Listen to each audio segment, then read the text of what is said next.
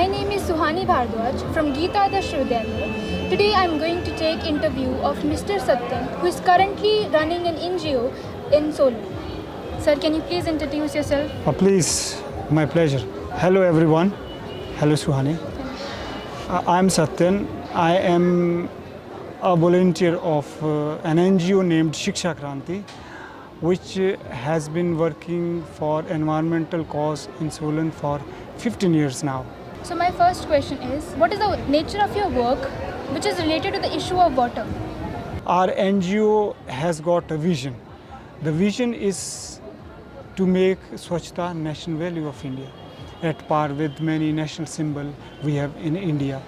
तो शिक्षा क्रांति एनजीओ का जो मकसद है वह है स्वच्छता को उसके व्यापक दायरे में भारत का राष्ट्रीय मूल्य बनाना है। तो इस विजन को हासिल करने के लिए शिक्षा क्रांति मंच पर हम मुख्यतः 3 प्रकार के सामाजिक कार्य करते आ रहे हैं।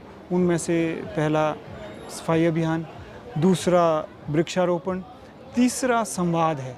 और ये तीनों जो सामाजिक कार्य है यह बिल्कुल जल से ही संबंध रखते हैं, जल की उपलब्धता से संबंध रखते हैं, जल की शुद्धता से संबंध रखते हैं और जल के संरक्षण से संबंध रखते हैं। जैसे मैंने कहा कि स्वच्छता है तो जल की सिर्फ ना केवल उपलब्धता ही होनी चाहिए बल्कि शुद्धता भी होनी चाहिए। मान लीजिए जल तो हमारे पास है, अगर शुद्ध नहीं है, पीने लायक नहीं है, तो शायद वह जल के होने का पर्पस सर्व ना हो। उसी प्रकार से जो वृक्षारोपण है, आप तो जानती हैं, आप साइंस स्टूडेंट हैं, कि जितने ज़्यादा वृक्ष होंगे उतने ज़्यादा हमारे पास जल की उपलब्धता होगी, हमारे पास जल होगा। Because trees are responsible for rainfall also, needless to tell. ये दूसरा काम हो गया। तीसरा संवाद है।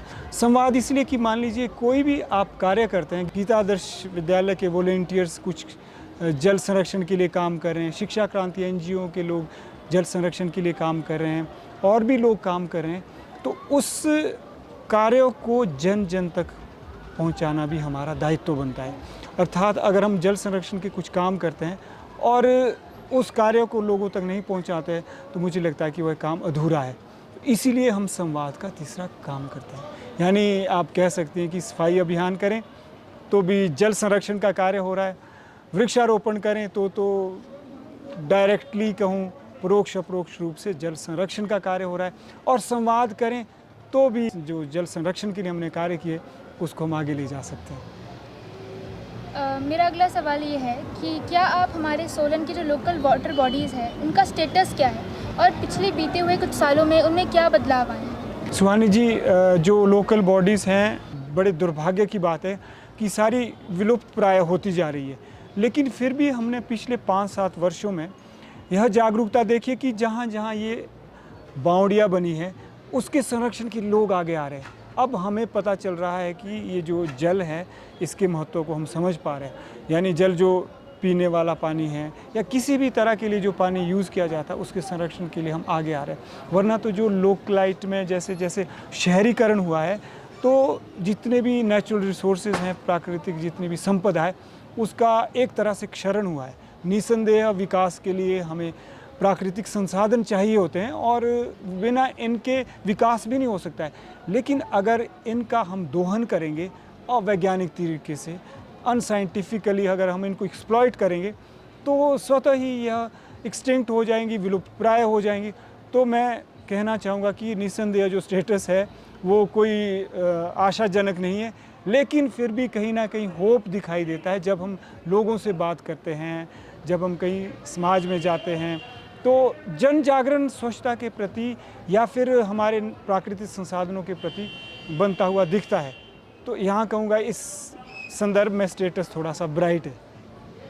आप मुझे कुछ ऐसे सक्सेसफुल प्रोजेक्ट्स के बारे में बताएं जो आपने चलाए हों पानी को शुद्ध रखने के लिए, स्वच्छ रखने के लिए, उसे बचाने के लिए। देखिए, जब से हमने इस संस्था की नींव रखी है तो हम सफाई अभियान, वृक्षारोपण और संवाद के कार्यक्रम निरंतर करते आ रहे हैं। सिर्फ सफाई अभियान में हम कचरा ही नहीं उठाते हैं, बल्कि हम पर्यावरण के संरक्षण के लिए, चाहे वो जल बचाना हो, चाहे जल संरक्षण हो या फिर वृक्षारोपण हो, उसको भी हम साथ साथ ले जा रहे हैं। तो उनमें से जो अगर जल संरक्षण की बात की जाए तो वृक्षारोपण में हमने काफ़ी थोड़ी बहुत सफलता देखी, क्योंकि जब वृक्ष लगते हैं तो जन चेतना पर्यावरण के लिए अभी इतनी नहीं है, लेकिन फिर भी अगर हम 100 पेड़ लगा रहे हैं तो 10 और 12 बड़ी मुश्किल से बचा पा रहे हैं। तो मुझे लगता है कि एक तो ये सफलता, और सबसे बड़ी सफलता यह है कि जब सब लोग पर्यावरण के प्रति ध्यान ही नहीं दे रहे,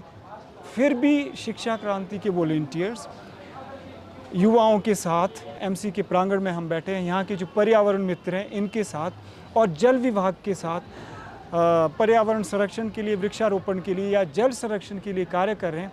तो यह हमारी बड़ी सफलता है। जो कहा आपने कि कोई पर्टिकुलर प्रोजेक्ट, तो मैं कहना चाहूँगा कि जब 17-18 में हमारा सोलन ग्रसित हुआ था, पीलिया फैला था अगर आपको याद है, तो हमने वॉलंटियर्स के साथ घर घर जाके टैंकीज़ को साफ़ करने की मुहिम छेड़ी थी।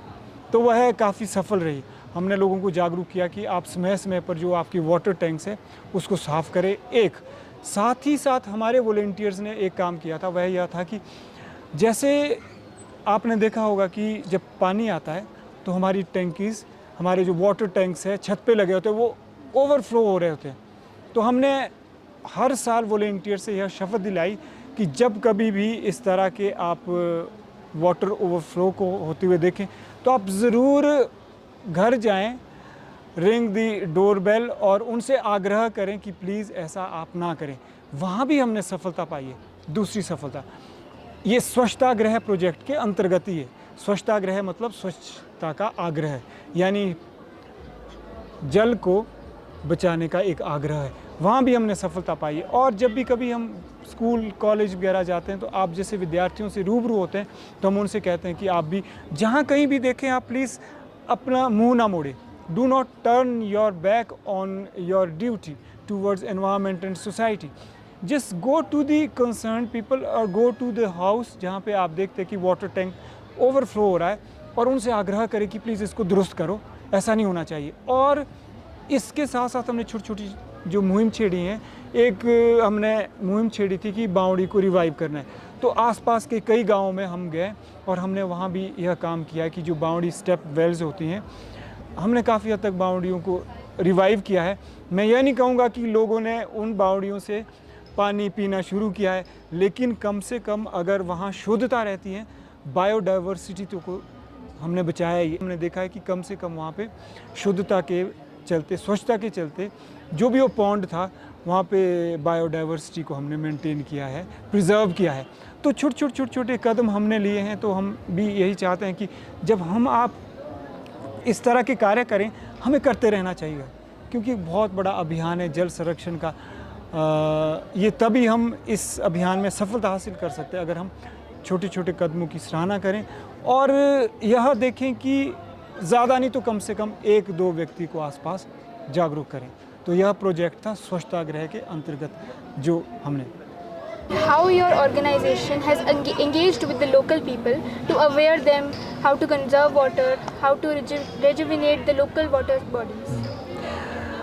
तो हमने लोकलाइट्स को जो इंगेज किया है या उन तक पहुँचे हैं, अभी जैसा मैंने आपसे कहा कि एक तो हम डायरेक्टली उन तक पहुँचे, जहाँ जहाँ भी हमें लग रहा था कि वाटर लीकेज हो रही है, जहाँ जहाँ भी हमें लग रहा था कि जो एमसी का पानी या इरिगेशन की जो पाइप्स जाती है वो लीक करती हैं, तो हम तुरंत ही जो है लोगों के माध्यम से विभाग तक ये बातें पहुँचाई हैं। एक दूसरी चीज़ जो हम ये संवाद कर रहे हैं, इसमें हमने साप्ताहिक और मासिक और पाक्षिक संवाद कार्यक्रम करने शुरू किए, जिसमें हम लोगों को बुलाते हैं, लोकलाइट्स जितने भी लोकल लोग हैं उनको मंच देते हैं और उनके साथ जो हमने सीखा है वो आदान प्रदान करते हैं। उदाहरण के लिए जैसे हम अक्सर कहते हैं कि चाहे पर्यावरण में वायु को शुद्ध करना हो, चाहे जल को बचाना हो, जब तक लोकलाइट्स की, जब तक जन भागीदारी सुनिश्चित नहीं की गई, तब तक हम इस लक्ष्य को हासिल नहीं कर सकते। इसीलिए अगर हमें जल संरक्षण करना है, पर्यावरण को साफ़ सुथरा बनाना है, पर्यावरण को प्रिजर्व करना है, कंजर्व करना है, इंगेज पीपल यानी जन भागीदारी सुनिश्चित करने के ज़्यादा से ज़्यादा प्रयास किए जाए। तो हमने यह प्रयास किए हैं और हम इसमें काफ़ी हद तक सफल भी हुए हैं। ज़्यादा तो नहीं कहूँगा कि, तो काफ़ी हद तक जो लोग हमसे जुड़ते हैं वो हमारी बातों के साथ रिलेट कर सकते हैं। उदाहरण के लिए हम कहते हैं कि संस्कृति की शरण में जाना पड़ेगा। अर्थात लोग क्या होता है, संस्कृति के नज़दीक होता है। जब भी कभी सुहानी जी पर्यावरण संरक्षण की बात आती है, हमारी संस्कृति कहती है कि चाहे ये पर्यावरण है, चाहे हमारा शरीर है, ये पंच महाभूतों से बना होता है। जैसे भूमि, गगन, वायु, आग, जल।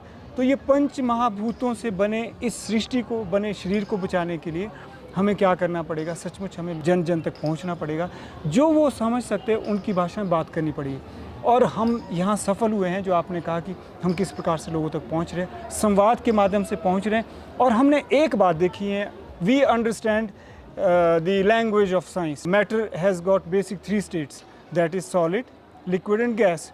पदार्थ की अगर 3 अवस्था हैं, ठोस, तरल और गैस, और चौथी अवस्था एनर्जी होगी। पांचवा जो पूरा ब्रह्मांड है। अगर हम साइंस के रास्ते से जाते हैं, अगर हम संस्कृति के रास्ते से जाते हैं, तो पंच महाभूत है। तो जब हम उनसे इस तरह से बातें करते हैं, तो मैंने ये देखा कि उनको सचमुच वो जुड़ाव महसूस करते हैं। अर्थात मैं कहना चाहूँगा, जब तक हमने जागरूकता जन साधारण की भाषा में लाने के प्रयास नहीं किए, तब तक हम ये अभियान चलाते रहेंगे, इंटरव्यू सेशन होते रहेंगे। हर स्कूल जो है अपने एनएसएस हैं या फिर इको क्लब्स चलाता रहेगा, तब तक हम जो है इस काम में सफल नहीं हो सकते। तो हमने इस अभियान से, जो आपने पूछा है कि हम किस प्रकार से लोगों के साथ हम इंटरेक्ट हो रहे हैं और उनको इंगेज कर रहे हैं, तो संवाद के माध्यम से कर रहे हैं। और हमने काफ़ी सफलता इसमें हासिल की है, ऐसा हमें लगता है। क्योंकि थोड़े ही सही जो भी लोग आते हैं, कम ही लोग हमारे साथ आए, लेकिन पूरे के पूरे आते हैं। वो ऐसा नहीं कि एक फॉर्मेलिटी है जी हमने अभियान करना है, वाटर संरक्षण का काम था, इस तरह से वो इस तरह से नहीं आता। तो हमने यहाँ अपने आप को सफल पाया है। आप कोई मैसेज देना चाहें तो? बिल्कुल, मैं आप जैसे युवाओं को यही संदेश देना चाहूँगा कि जिस प्रकार से आप जल संरक्षण के लिए छोटे मोटे कार्य करती आ रही हैं स्कूल लेवल पे, आप इंडिविजुअल लेवल पे भी ज़रूर करें। अर्थात हम इनको ये ना सोचें कि पानी बचाना कोई छोटी बात है। जैसे हम ब्रश कर रहे होते तो टैप को खुला ना छोड़ें, हम जग में पानी ले सकते हैं। जब हम नहाते तो ज़रूरी नहीं कि हम शावर का प्रयोग करें, बाल्टी का प्रयोग कर सकते हैं। जब हम फर्श धोते हैं, ज़रूरी नहीं हम पानी गिराएं, हम पोछा लगा सकते हैं। और भी बहुत सारे काम कर सकते हैं। जब हमने फूलों को पानी देना है, तो ज़रूरी नहीं हम इतना सारा पानी वेस्ट करें। और रेन वाटर को हार्वेस्ट कर सकते हैं। छोटे छोटे काम जल बचाने के लिए ज़रूर करें, मैं यह कहना चाहूँगा। और दूसरा संदेश मैं यह देना चाहूँगा ज़रूर आप सभी के माध्यम से, कि आप ये ना सोचें कि टेक फॉर ग्रांटेड ना लें, इसे छोटा काम ना समझें। जितना हो सकता है जल संरक्षण के लिए कार्य करें और अपने में यह जागरूकता बनाए रखें। जैसा मैंने सुहानी जी आपसे कहा कि अगर इनका क्षरण हुआ है, तो सबसे ज़्यादा फेलियर किसका है? उनका है जो साधन संपन्न लोग हैं। सत्ता का फेलियर है, चाहे वो राज सत्ता हो, चाहे धर्म सत्ता हो, अर्थ सत्ता हो, सबका फेलियर है। यानी जो हमारा शीर्ष नेतृत्व है, हम सबका फेलियर है। पर इस फेलियर को हमें स्ट्रेंथ बनाना होगा। हमें ये नेगेटिवली ना देख के हमें पॉजिटिवली देखना होगा कि हम कहाँ कमी रह रही है। निस्संदेह उसके बाद हमें जनता में जाना होगा। जहाँ सत्ता फेल हो जाएगी, असफल हो जाएगी, जनता को वहाँ जगाना पड़ेगा। और इसे एक सामुदायिक और सामूहिक लक्ष्य बनाना पड़ेगा। और मिलजुल कर सामुदायिक रूप से और सामूहिक रूप से जल संरक्षण के लिए, वायु संरक्षण के लिए, पर्यावरण संरक्षण के लिए कार्य करने होंगे। मैं आप सभी के माध्यम से यही संदेश देना चाहूँगा। Thank you sir. बहुत बहुत धन्यवाद। Glad to have your opinions and to have your valuable time. Thank you Suhani ji. Thank you for inviting me for this wonderful session. Thank you very much. और साथ ही साथ मैं पूजा ma'am का भी आभार प्रकट करता हूँ, जिनके मार्गदर्शन में आप यहाँ तक पहुँचे हैं। और मैं ज़रूर चाहूँगा कि यह जागरूकता आप स्कूल में बच्चे तक ले जाए, क्योंकि आपके स्कूल के साथ हमने पहले भी वृक्षारोपण किया है। दुर्भाग्य है कि हम उन वृक्षों को ज़्यादा नहीं बचा सके अभी आग से, पर फिर भी हम लगे हैं। अगर हम 100 वृक्ष लगाते हैं, अगर उनमें से 5 भी बच गए, तो भी एक बहुत बड़ी उपलब्धि है। तो मैं गीता आदर्श विद्यालय का एक बार फिर से शिक्षा क्रांति मंच की ओर से हार्दिक अभिनंदन करता हूँ। बहुत बहुत धन्यवाद करता हूँ। Thank you very much. जय हिंद, जय भारत, जय विश्व।